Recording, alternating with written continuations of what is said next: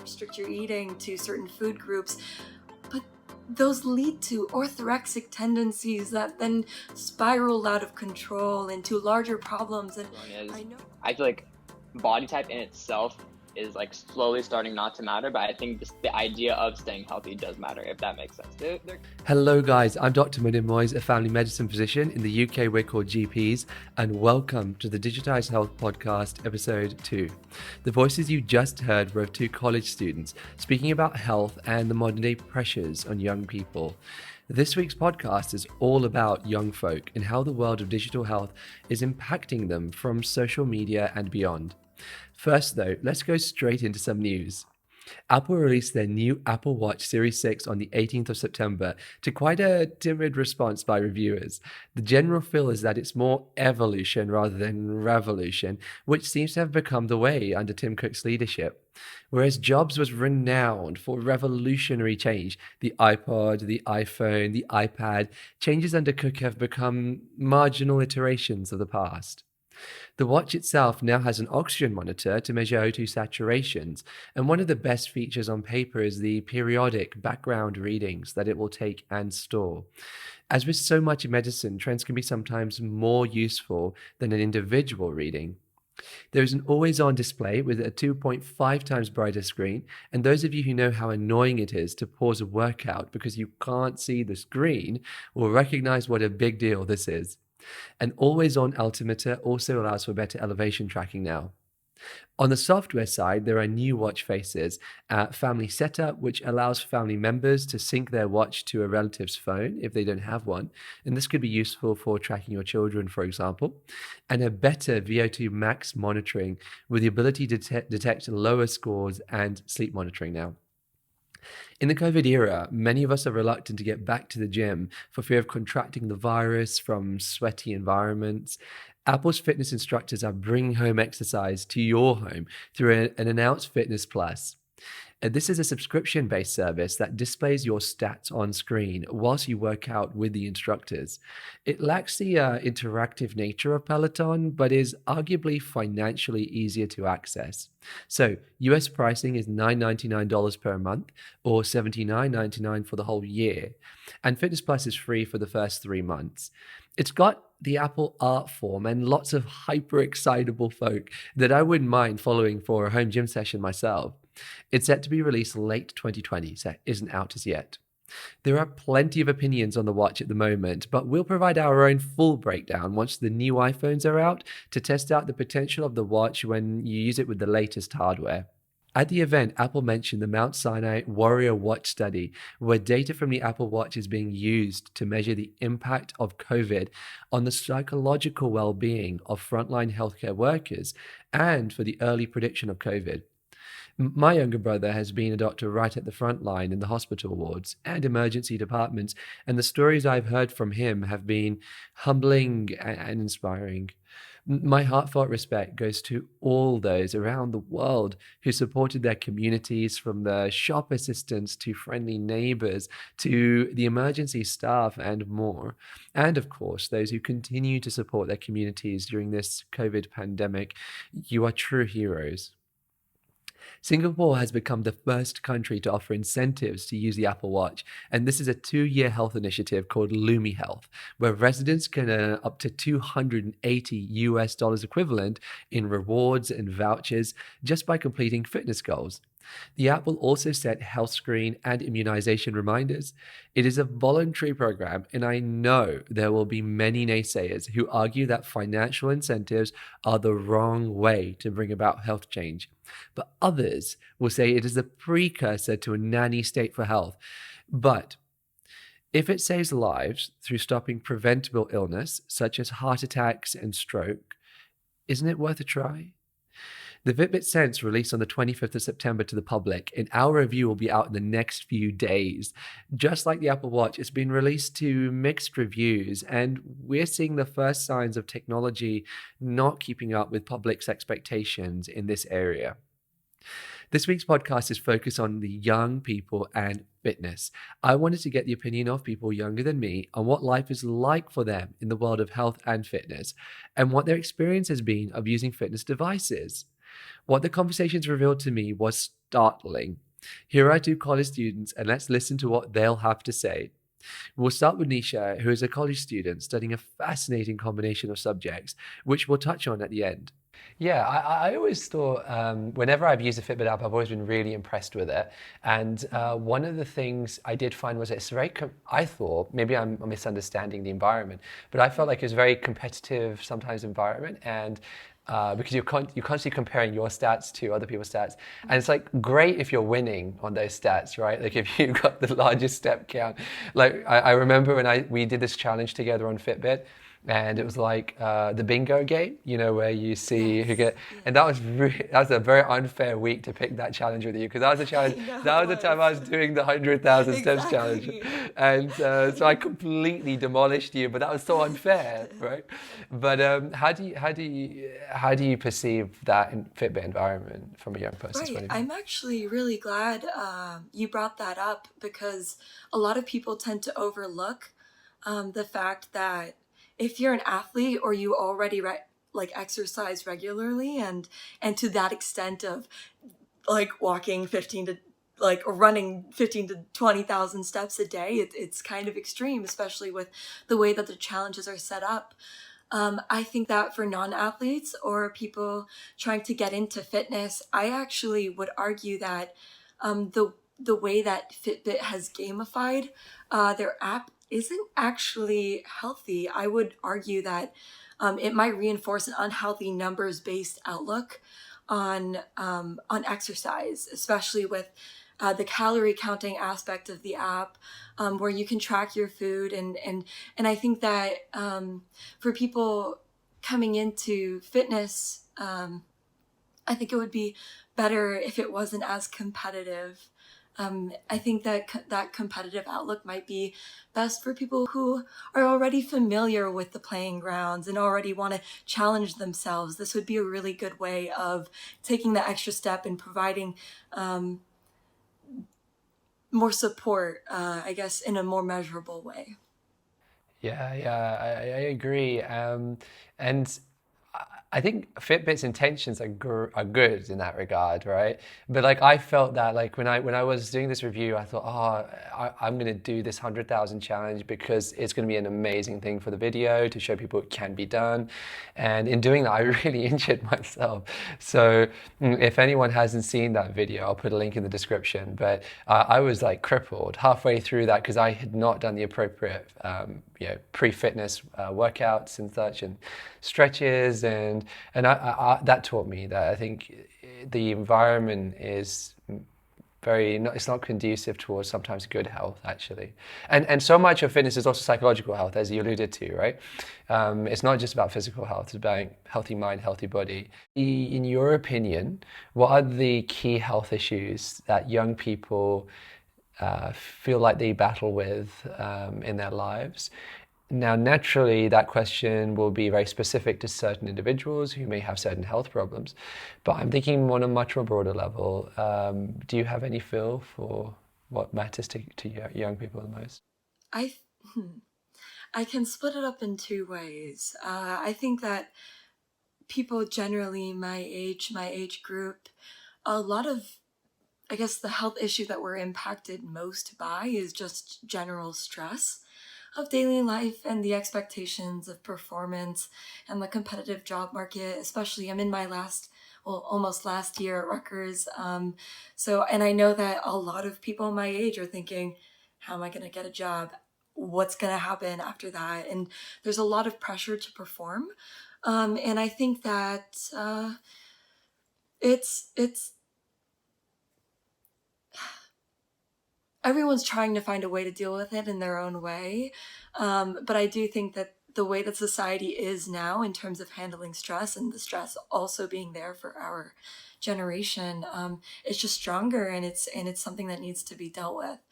However, for what I found people care about most, is that there's this huge fitness craze going on, this wellness, about eating well and exercising well. And I think that that's great, but it also is a double-edged sword. in that, of course, exercise, there's many benefits to it. It can, and eating well, it can help prevent any illnesses, and it keeps your body in tip-top shape. But in our society, the fitness industry is taking being healthy to look a certain way, and exercising a certain way, and eating a certain way. And that mindset hasn't changed. It's just been layered and layered with buzzwords, of a lifestyle change, and I think that everyone is trying to tend towards that lifestyle change, but we're not really aware of the unintended consequences that come with the expectations that come with um, looking a certain way or eating a certain and exercising a certain way. And a lot of people have different needs, and and the fitness industry is just shaping how people should act, because people want to go that way. People want to be healthy. But in the end, there's just that black and white mentality of, oh, you should eat this and not that. Oh, you should do these exercises. Those exercises aren't helpful, or don't do that. That won't lead you as good results, and I think that standardization doesn't really lend itself to a healthy outlook on health and wellness and fitness. I worry that there is this level of there used to be this feeling, you're on Instagram, you're an Instagram model, and so like it's a very polarizing place to be. You're either in the group or you're out the group. You either have loads of followers or you have very few followers, or it's just, and that has profound impact on someone's self-esteem and this, again, psychological well-being, how they feel about themselves. And it's frankly, I think, one of the worst parts of social media. Social media is a great thing. It's a powerful force for good, but as it's been printed in literature ad nauseum and discussed as well, is that it's also really harmful, I think, to psychological health, especially for young people who really do get affected by the way people perceive them, and much more than, I'd say, older age groups. And then you have this feeling of, I think we moved into this kind of newer generation where people feel like, okay, you're no longer, you may be not an Instagram model, but you should be a fitness model. Like, this is the way to look from a fitness point of view. And exactly as you said, this is the way you need to eat from a fitness point of view. And if you're not, there's some sort of judgment passed on you, something wrong with you. And it's so that whole thing is so wrong, because you're suddenly actually none of that is healthy. That very attitude isn't healthy. That you're making other people feel that way is completely disgraceful, frankly. But the other problem in all that is some people don't do it deliberately. They're not doing it. They're just part of the fad, that culture, which is, get results, as you said, and again, this is how you should look, but who's to judge how you should look? Health is a very personal thing. You look after your own health and you feel good about yourself based on what you can achieve, and you should be proud of any achievements that you have had in exercise or. Yeah, I definitely agree. And with this, what I found in the fitness industry is, see this as a way to better yourself, get stronger, and then they say you shouldn't eat XYZ. And while those things may not be as healthy, you're going against human nature, the very things that you've been taught since you were tiny. And then it leads to this system that you're setting yourself up for failure. Like, these things work short term when you can restrict your calories, and restrict your eating to certain food groups, but those lead to orthorexic tendencies that then spiral out of control into larger problems. And I know, speaking on personal experience and experience of young women around me, is that these are unhealthy messages masked with layers and layers of, oh, it's fine. Look at what I'm doing. It's working. I'm happy. I'm energized. I'm feeling good about myself. if it's worked for me, it can work for you. And I think that we need to be super diligent and super careful about the messages we're being told from not only these social media influencers, but these fitness influencers who may claim that they know a lot about health, but it may not work for you and your body and your psychophysical needs, physio-psychological needs. So Yeah, I think there is so much room for improvement in, again, companies like Fitbit and Apple with their fitness devices to be much more sensitive to this. Because, again, for the reasons you cited, the damage to people's psychological health, there's a real risk there. Yeah, without going into details of patients that I've come across, I can attest to having met people who have been affected by the negative consequences of everything we've discussed. What is the general support network like, do you think, in colleges these days for from a mental health point of view for young people who may be suffering with stress, burnout, anxiety, depression? I think there's a lot more awareness out there these days, but what are your thoughts on that? I am thankful to go to a university that has a very strong mental health program where they offer free counseling and psychiatric services to college students, and they are really good at dealing with helping students manage all kinds of issues, whether it's stress or like issues with substance abuse, body issues. And you see, there's not only just one aspect of our university, even student organizations are centered around wellness. There are a lot of students that recognize that there is this need for us to learn to be okay and to manage our stress and manage all of the different things that are going on. I wanted to also ask you if you could create the perfect health device, like digital device for health, using current technology that you know of, like what would that perfect thing be? Or what would it have? If you could change something that already existed, like your Fitbit, like how would you improve it? So I think that going the way our society, or at least our outlook on health and fitness specifically, is going, I would try and create a device that helps you better understand your body, helps you listen to your needs. I think that, are you familiar with intuitive eating? No, educate me. Okay, so intuitive eating would be regular eating if diet culture wasn't a thing. So intuitive eating is essentially listening to your hunger cues throughout your eating and being mindful and making sure that you're nourishing your body. But if you're hungry, refrain from judgment, because your body is saying, I need this. So nourish yourself. And it's one of the first things is rejecting the diet culture.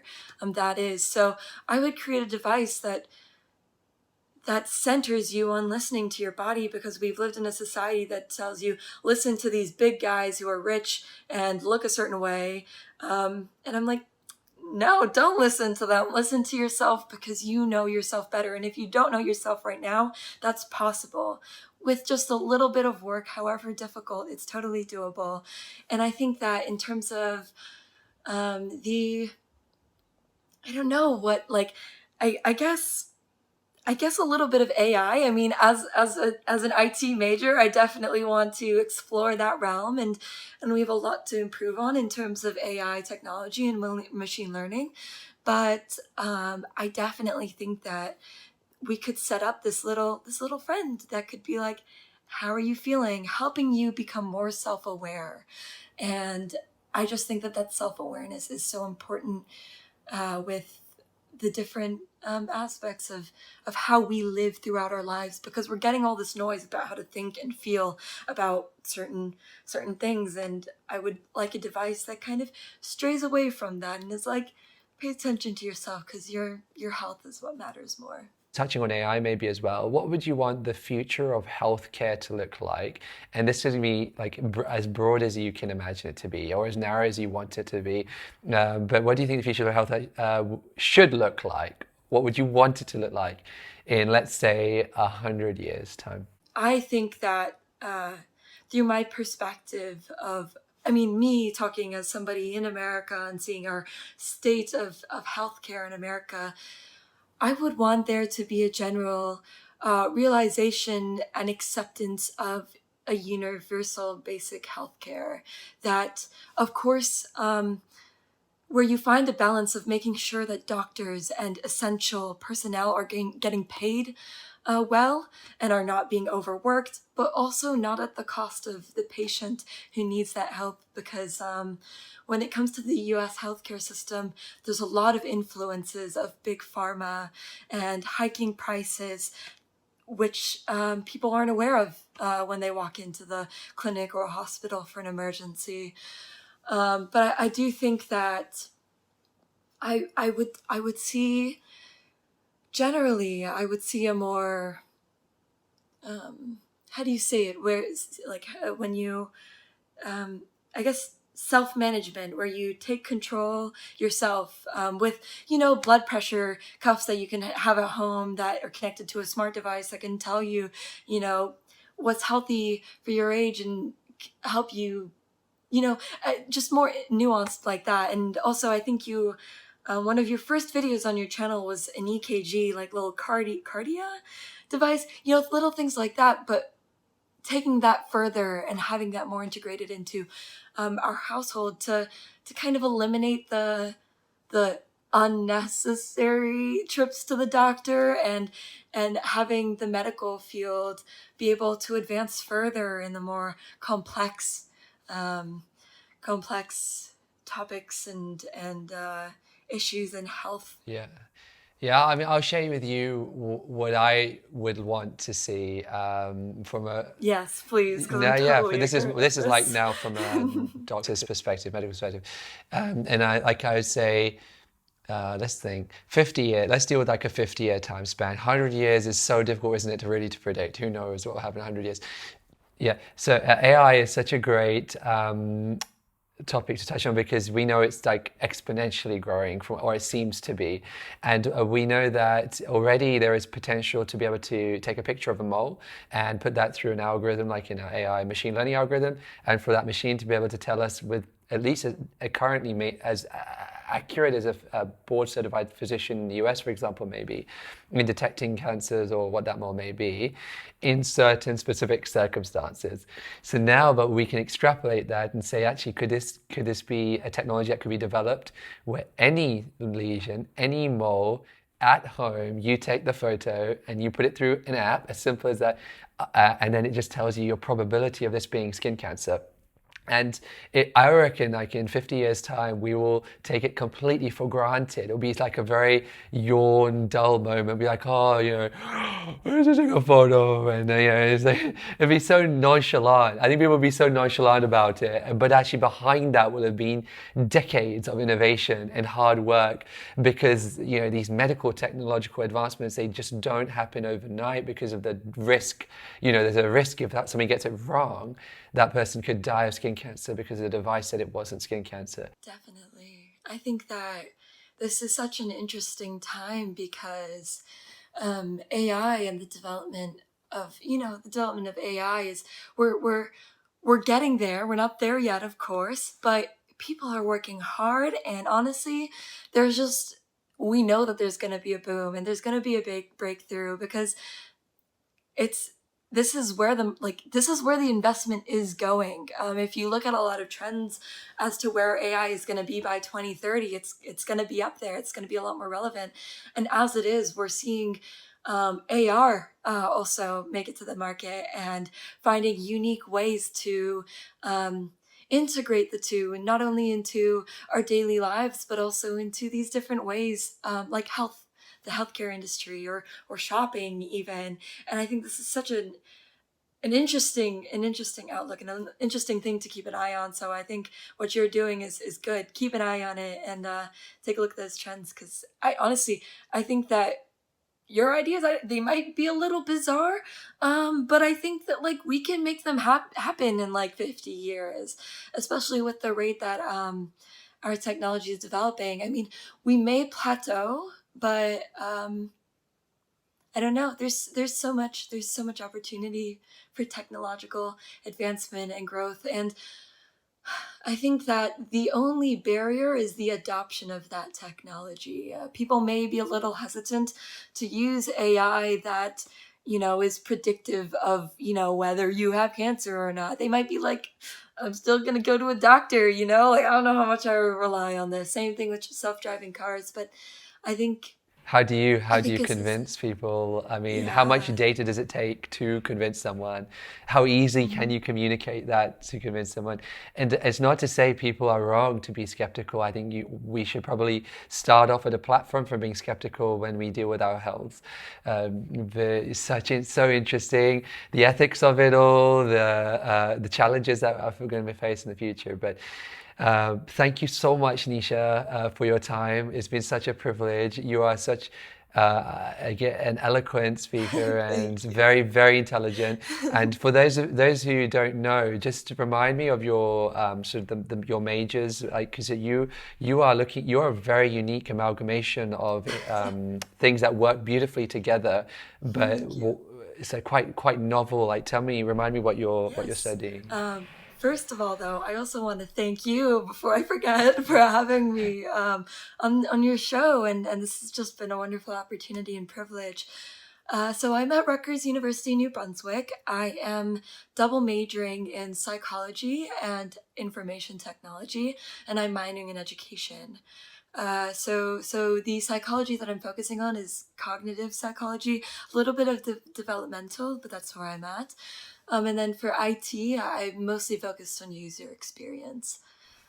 Wow. So for anyone who's like not entered university as yet, I think you're like a perfect role model for people to see that, when you get to university, pick your courses as you wish, follow your dreams and your interests, because in this day and age, they mash up and amalgamate so beautifully with tech and, as you said, with IT and psychology. So it's so cool. Yeah. Typically, the most bizarre combinations are the most fruitful, the ones that get you places. So it's neat. It's fun stuff. So the next young student is Zed, who's currently a second year college student, and let's say what he has to say. Do you use wearable health tech, like of any sort at all, like anything? Do you use anything? I'm actually wearing my Apple Watch right now. All right, nice, nice. And what's your experience been of using an Apple Watch for health purposes? Honestly, I love it so much. So I bought it last summer, and I've easily noticed that like I've just so I've been going to like the gym more. I just feel like being able to track your progress and everything is definitely a huge motivator in terms of just like wanting to get out and do something. And then like how like Holly and I will do like Apple Watch competitions to see who will win. And so like it's like little things like that that are just that make it easier just to work out and track your progress. So So I think just, it's so just so people know, Harley is your sister. yeah. Yeah, that's so cool. It's also a bit like Fitbit in that sense that you have that community on Fitbit where you can Yeah. set challenges for each other, Hmm. and that's so. Also, just to say, Harley is much younger, right? So she's how old is Harley now? Yeah. Holly is 13, but she's very active too. She's on like her track team and everything. That's incredible. So just to Yeah. think that a digital device like an Apple Watch is allowing, brothers, sisters, family members, literally of this kind of age group, as from 13, 14 to get fit. And what's your opinion on thinking broadly again about what do young people look for if they're looking for any health related device, right? Say they want to take something to the gym and monitor what weights they're doing, etc. What is most important to them when they're trying to buy something brand new for themselves? Honestly, I think aesthetic. All right. I think aesthetic is a huge like piece of like what I'm gonna buy, and Yeah. even just like young people in general, like what looks cool. And so like with what Apple was brilliant about is that it's like sleek looking, and it's like same with Fitbit. Yeah. So it's nice, it looks nice, and like it basically just provides everything. Have you noticed trends like when you speak to your friends about what they care about the most when it comes to their health? Right. So I mean, I think so going on a broad perspective. So like in the era of like social media and everything, it just like we are like I think we're conditioned to like always be wanting to show off something, whether it's like flexing or whatever. So like people are wanting to like stay in shape and like take pictures of like their bodies, like go to the beach or something and look just good just to show people like, hey, like I work hard for like what I look like. And so I think that's a huge piece of it. And then just I think as I feel like getting older, so like now like I guess my age group, people in their like early 20s, we're just like looking for like we're just wanting to stay healthy. So and then just, it's just a part of like I guess like the aesthetic of like our lives or whatever. Yeah, I'd love to follow on from that, from what you just said, because you know, with social media and specifically Instagram, for the longest time, you would see these Instagram models. You still see people who are showing off what they would perceive to be the perfect body shape, Right. and for women, like that was a particular. Some people thought that that was a particular issue, you know, in terms of how women should look, and now that's really extrapolated across to men as well, and there is a certain body Right. image for men, and I think Right. that has there are pros to that and social media, but there is obviously a big con in that, in the Oh yeah, pressure it can put definitely. on you.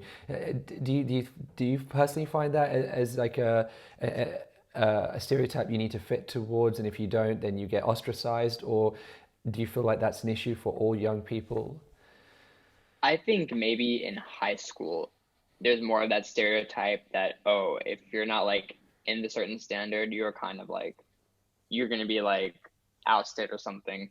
But I think now looking in college, looking like how many people there are, how diverse everyone is, I feel like body type in itself is like slowly starting not to matter. But I think just the idea of staying healthy does matter, if that makes sense. They're kind of like, they're like right next to each other, if that makes sense. It does, Yeah. yeah, yeah. It's very interesting because with college and university, it is this melting pot of cultures from people from all around the world, Oh, and yeah, totally. everyone has obviously different body shapes, anyways, as part of their your genetic makeup. I think Yeah. as you get into that college era, you're much more mature, aren't you? And these things you Oh, begin to yeah. realize that people are special in different ways, and it's not just about looking a certain way. You know, Hmm. you can be a very very unique and exceptional individual by not looking like the stereotypical gym fit, you know, completely Yeah. Right. Hulk-like individual. Um, and okay, and so if you is there anything at the moment out there, like let's focus in on your Apple Watch, because the Apple Watch is what you know and you've used. Is there something on Right. your Apple Watch that's lacking that you really wish was there again to help you in the gym or in fitness? Yes. So, okay, so like so start of COVID, right? I was like, okay, I need to like so going into college, I noticed that like my eating habits like totally like spiraled and like they were out of control. Like I was like gaining like that freshman weight and like just adjusting to like this new like life and everything. And I definitely stopped going to the gym as much as I used to. But then at the start of COVID, I was like, okay, it's like time to get my shit together. And then I was just like, I'm gonna start working out again, work out at home if I have to. I was like telling my mom, I was like, you need to cook me like home cooked food. I'm not gonna like eat any junk. And so what I wish about the Apple Watch was, so I wish they had like a goal. So like whether you wanted to lose weight, put on muscle, whatever. I wish that like they would like I guess like have an algorithm to create workouts for you, but then also create a diet for you so that you can Oh, stick right. to it without having to do like that extra work. Because I know like people will go like I think working out isn't the hard part; it's eating right and going through that extra work of going to the grocery store, getting the right ingredients, and then coming back cooking it. And so I think if Apple like provided like an algorithm to whereas they could have like a meal prep and everything and tell you what to do, I think that'd be really cool. That's a really neat idea. And have you heard, you know, Chris Hemsworth, you know, the actor Okay. Chris Hemsworth, right? Yeah. So he created his own app called Center. Yeah, Have you ever I have seen a it? couple friends that yeah, I have a couple friends that use their app. I was actually considering using it. Yeah, yeah. So he I don't know if you've seen it yourself, but he has exactly what you're talking about in this app. Yeah. So he has this full meal plan based on what you're Hmm. hoping to achieve. But I think what you're saying also is a little bit more nuanced in that you're saying, look, if it could be tailored for you based on Yeah, your so like biometrics, right? Based on right, your yeah. So like if Apple like took like your body weight, your height, your like I guess your gender or whatever. Yeah, Like your if they like ethnicity. took it like if they went to the very like grain of like who you are and like it's like okay, this is your plan. I think that'd be insane. Yeah, I can see reasons why they may not have ventured into that as yet for like medical legal reasons, etc. But Yeah. that barrier doesn't seem so big that they can't overcome it, right? Because Yeah. Chris Hemsworth is a proof of Right. concept, and I've used that app actually myself as a trial, and I think it's exactly what you said is absolutely perfect about it. Is that you have structure. You don't have to put energy of thought of mind Hmm. into, because we're so busy. Even college students are so busy, right? You'll probably Oh have yeah. weeks where you're packed with lectures and deadlines and essays and things, Yeah. and it really sometimes the last thing you want to care to think about is your meal plan. Um, Yeah. Yeah. Exactly. but the what I did find difficult on that was his recipes are sometimes so freaking complicated. Not Really. complicated, but it takes so long to make. Like Hmm. you Yeah. gotta source these materials, these food items, some of which are like pure health foods, so they're so difficult to find. Oh. And then you gotta learn to cook these things. And like if you're a natural gifted cook, more importantly, if you have time, that your time is not an issue. And the whole reason why you want a Right. meal plan is because you don't have time usually. Yeah. Exactly. Then it's great, but we don't have time. So that's the biggest negative I found with it. Yeah. I haven't found like something like I know like there's like companies that do meal prep and they'll send the food to your door and you don't have to Oh right, cook. yeah, But does this like now go with my workout regimen? So it's like there's two things, but they're not like combined into like one like singular app or whatever. yeah. You could totally see like if Apple had an algorithm, they could see what you do in the gym, what sort of workouts you do, how much you're Right. pushing for your weight, and then to calculate from that what you need. That can totally work. I could see that working. That's really cool. Thanks. That's an awesome idea. If I had a direct line to Tim Cook, I'd connect you, but I don't think he's even glancing at this channel as yet. Now, I also wanted to ask you, like, all right, we kind of picked up on this already, but outside of the Apple Watch, have you ever used like any websites or any apps that are health related? And it might not just be like a physical health thing. If it's like a mindfulness thing, a psychological thing, have you personally had any experience with that? And what did you think of it? Um, let's see. So before using my Apple Watch, I did use like a Fitbit for a while, but I honestly wasn't a huge fan of Fitbit. I thought it was lacking things that the Apple Watch has. And then let's see, I used this app called My Fitness Pal. All I'm not right. sure if you're aware of it, No. but basically what it is like it tracks your food. So like if I eat something, so like essentially it's like kind of what Chris Hemsworth app does. It's mainly just like dieting. So it's like you'll tell them what your goal is, and then they'll tell you like how many calories you need to burn and then also take in to like achieve your goal. And so you'd Uh, have to log in like your foods. But honestly, I found that process to be very like tedious and annoying, so I deleted it after like a week. yeah, yeah. But other than that, like I tried like starting to like I guess like meditate towards like beginning of COVID. I would just like sit on my yoga mat and just Whoa, that's like awesome. just try to just not think. And I haven't done it in a while, but I have started like doing like yoga like in the mornings when I have time. Wow. And Yeah. what got you interested in yoga? Was it something that someone else was doing and you picked up on it, or you just found it yourself? Well, I mean, I'd be lying if I said Holly didn't influence me because she does it too. Okay. It's like a lot of things. Like I would see it like online and stuff, and I was like, you know what? Why not? We had an Yeah, extra yoga mat. I was like, I might as well just try it. that's so cool. So, yeah. And like it's great to hear from you that there's an appreciation for the importance of like healthy mind, healthy body. It's Oh not yeah, just totally. about physical fitness. So it's so important, especially for young people, to pay attention to their mental health as well, right? Because Oh yeah, no, they're definitely.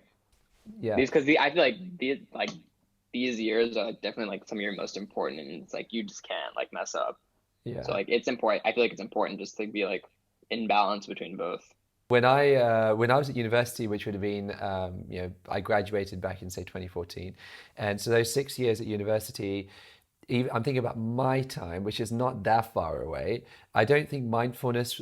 It was the concept out there, but university students, I don't think were necessarily engaging with it as much as perhaps they might be today. And I think because that awareness has grown, that sort of the wellness movement, and with the wellness movement and appreciation for looking after your psychological health and preventing burnout, right, and stress, and how cool is that? Because these are this is a form of resilience training, isn't it? And so I hate the term, by the way, resilience training, because people sometimes there's a connotation to it that there's a weakness, right? So you need to become more resilient because you're weak. And I that's why I don't like the word, but unfortunately it's a buzz term that loads of corporates use. So if we use the term resilience training, to some extent at least, it does later on in life allow you to buffer yourself by knowing how to cope with stress, because stress is going to be in our lives all the time. It's on various levels, of course, and never heavy all the time, hopefully. But when it does get heavy, just paying attention to your mental health and knowing that you can cope and get through it and that you're not alone. So what I'm hearing from both is their love for fitness tech and particularly enjoying the community side of it, sharing their achievement or stats and comparing them to their loved one's stats. This is so awesome. But of course, as we discussed, it needs to be tempered by being pushed too far, too hard by the larger community with whom they may be completely unfamiliar. The race to go, as Daft Punk rhymed, harder, better, faster, stronger, could be potentially harmful. I really don't think fitness devices do enough to protect people of all ages of these unspoken fitness expectations, which can become toxic in some circumstances. We heard two contrasting opinions on the pressures faced by young people in trying to conform to a certain body image. Nisha commenting on the wellness trend possibly having a harmful impact on psychological well-being and a sense of self on young folk, whilst Zed contrasted with the views that such pressures are perhaps more unique to high school adolescents. I wonder if the pressures today remain more potent for females than males, although this could of course be debated. Both touched on personalized medicine, possibly with AI and machine learning as things looking forward. Nisha specifically commented on a fairer, more equitable system in the future. And this is a challenge for all healthcare systems in the world, with some of the starkest contrast in access to health occurring in countries like the US. Talking to these two college students was an eye-opening experience, and I was so impressed with the eloquence and the gravitas with which they both spoke on a topic I initially thought would be totally unfamiliar to them. But nothing could have been so far from the truth.